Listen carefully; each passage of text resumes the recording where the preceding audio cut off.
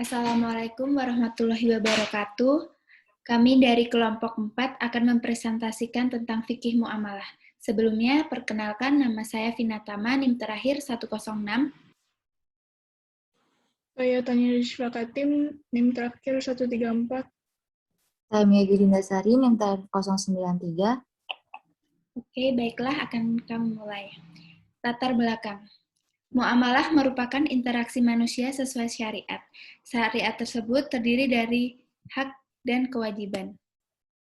Di sisi lain, perkembangan dari sistem ekonomi Islam dihasilkan dari perilaku ekonomi masyarakat Muslim yang telah mendikte instrumen hukum teknis fikih muamalah. Maupun antara keduanya, antara fikih muamalah dan ekonomi Islam, saling terkait. Namun, keduanya adalah hal yang berbeda. Di dalam Islam, bekerja merupakan kewajiban mulia atas setiap umat agar hidup tercukupi dan layak. Bekerja dengan posisi tinggi bahkan bisa melebur dosa-dosa yang tidak bisa dihapus. Islam mendorong umatnya untuk bekerja keras dan bersungguh-sungguh dalam mencurahkan tenaganya dalam bekerja. Serta dorongan utama seorang muslim dalam bekerja ialah aktivitas kerjanya yang merupakan pandangan Islam yang merupakan suatu bagian dari ibadah. Pokok bahasan. Yang akan kita bahas kali ini yaitu yang pertama, apa itu pengertian fikih muamalah? Yang kedua, apa prinsip dan kaidah dari fikih muamalah? Lalu yang ketiga, apa saja ruang lingkup fikih muamalah? Kemudian, bagaimana akhlak bermuamalah? Yang terakhir, apa itu fikih muamalah kontemporer? Fikih muamalah. Menurut etimologi atau bahasa, fikih adalah al-faham, artinya pemahaman. Sedangkan menurut terminologi, fikih pada mulanya berarti pengetahuan keagamaan yang mencakup seluruh ajaran agama, baik berupa akidah, akhlak, maupun ibadah, yakni sama dengan arti syariah Islamiyah. Namun, pada perkembangan selanjutnya, fikih diartikan sebagai bagian dari syariah Islamiyah, yaitu pengetahuan tentang hukum syariah Islamiyah yang berkaitan dengan perbuatan manusia yang telah dewasa dan berakal sehat, yang diambil dari dalil-dalil terperinci. Adapun menurut terminologi syariah yang didefinisikan oleh Imam Abu Hanifah radhiyallahu anhu, fikih adalah mengetahui hak dan kewajiban diri. Adapun di sini prinsip dari fikih muamalah. Muamalah dilakukan atas dasar sukarela tanpa mengandung unsur-unsur paksaan. Muamalah dilakukan atas dasar pertimbangan, mendatangkan manfaat dan menghindari mudarat dalam bermasyarakat. Muamalah dilaksanakan dengan memelihara nilai-nilai keadilan, menghindari unsur-unsur penganiayaan dalam pengambilan kesempatan. Slide selanjutnya akan dijelaskan oleh Tania. Selanjutnya saya akan menjelaskan tentang kaidah fikih muamalah. Yang pertama, hukum dasar muamalat adalah mubah atau boleh sehingga saat meragukan sesuatu transaksi yang harus dicari adalah dasar pelarangannya. Jika tidak diharamkan, maka transaksi tersebut diperbolehkan. Yang kedua, patokan yang jadi pegangan adalah maksud dan substansi, bukan redaksional maupun penamaannya. Yang ketiga, diharamkan memakan harta orang lain secara tidak benar. Yang keempat, tidak boleh merugikan diri sendiri maupun orang lain. Yang kelima, memperingan dan mempermudah, bukan memperberat dan mempersulit.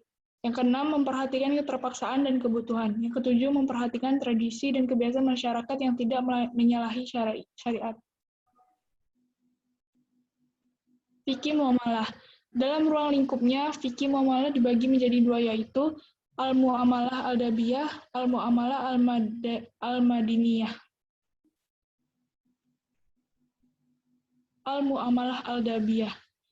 Al-muamalah al-dabiyah yaitu muamalah yang ditinjau dari segi cara tukar-menukar benda yang bersumber dari panca indera manusia, yang unsur penegaknya adalah hak-hak dan kewajiban-kewajiban. Ruang lingkup fikih muamalah yang bersifat adabiyah mencakup beberapa hal berikut ini: ijab kabul, saling meridhoi, tidak ada keterpaksaan dari salah satu pihak, hak dan kewajiban, kejujuran pedagang, penipuan, pemalsuan, penimbunan, segala sesuatu yang bersumber dari indera manusia yang ada kaitannya dengan peredaran harta dalam hidup bermasyarakat.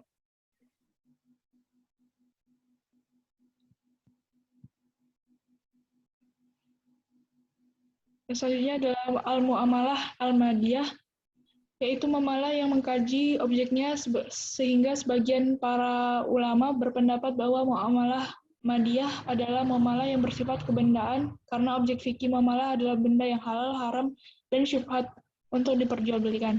Benda-benda yang memadarkan, benda-benda yang mendatangkan kemaslahatan bagi manusia dan beberapa segi lainnya. Beberapa hal yang termasuk ke dalam ruang lingkup muamalah yang bersifat madiyah adalah sebagai berikut. Yang pertama, jual beli al-bai al-tijarah merupakan tindakan atau transaksi yang telah disyariatkan dalam arti telah ada hukumnya yang jelas dalam Islam.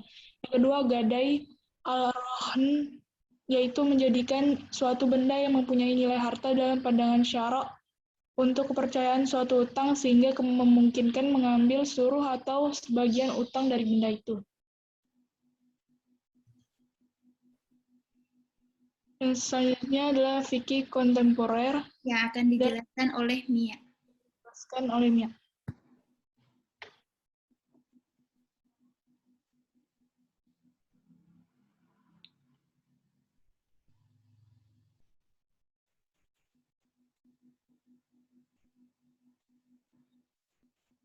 Mia, maaf ke-mute. Oh iya, maaf sebelumnya. Oke, yang selanjutnya yaitu fikih kontemporer. Dalam Kamus Besar Bahasa Indonesia, bahwa pengertian kontemporer berarti sewaktu, sesama, pada waktu atau masa yang sama, pada masa yang kini, dewasa ini. Jadi, dapat disimpulkan bahwa fikih kontemporer adalah tentang perkembangan pemikiran fikih dewasa ini. Dalam hal ini, yang menjadi titik acuan adalah bagaimana tanggapan dan metodologi hukum Islam dalam memberikan jawaban terhadap masalah-masalah kontemporer.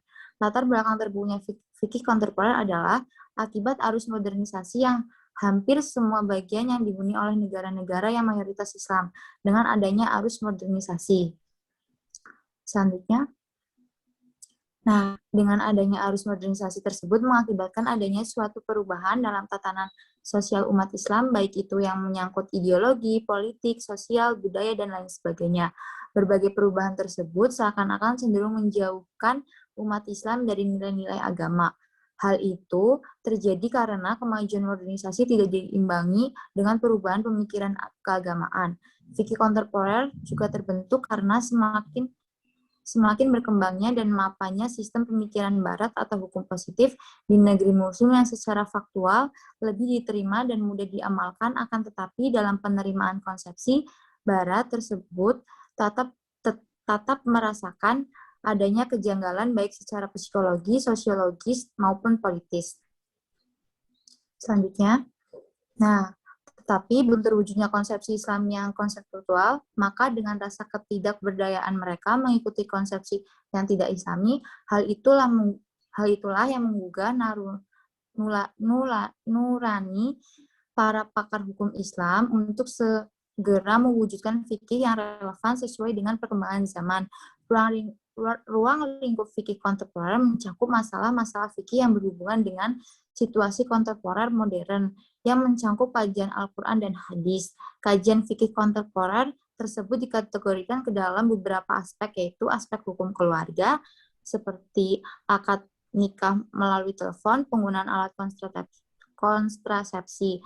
Terus aspek pidana, hukum pidana Islam dalam hukum sistem internasional, aspek kewanitaan, busana muslimah, wanita karir, kepemimpinan 21 wanita, terus aspek medis, pencangkokan organ tubuh, transfusi darah, eutanasia, terus aspek teknologi, menyembelih hewan kurban secara mekanis, aspek politik, dan aspek yang berkaitan dengan ibadah seperti tayamum, selain tanah, kurban dengan uang, menahan haid karena demi ibadah haji.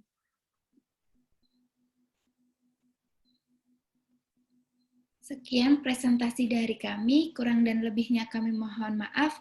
Wassalamualaikum warahmatullahi wabarakatuh.